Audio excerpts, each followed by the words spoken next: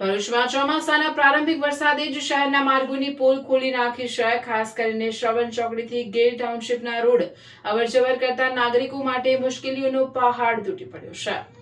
અગાઉથી જ ભારે ટ્રાફિક અને બિસ્માર રસ્તાઓની સમસ્યાનો સામનો કરી રહેલા સ્થાનિકો હવે વરસાદી પાણી અને કાદવ કીચડના કારણે વધુ ગંભીર સમસ્યાઓથી પરેશાન થઈ રહ્યા છે।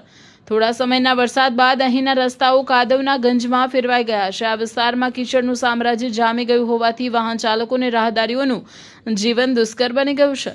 રસ્તા પર પડેલા મોટા ખાડાઓમાં વરસાદી પાણી ભરાઈ જવાથી અકસ્માતનું જોખમ પણ અનેક ગણું વધી ગયું છે। રસ્તાની ગંભીર હાલતને કારણે ખાસ કરીને ટુ વ્હીલર ચાલકો માટે આ માર્ગ પરથી પસાર થવું એક મોટું સાહસ બની ગયું છે। કીચડ અને લપસણી સપાટીને કારણે ટુ વ્હીલર ચાલકો વાહન પરથી સંતુલન ગુમાવીને ગબડી પડ્યા હોવાની ઘટનાઓ પણ સામે આવી રહી છે, જેનાથી ઈજા થવાનું જોખમ પણ રહેલું છે।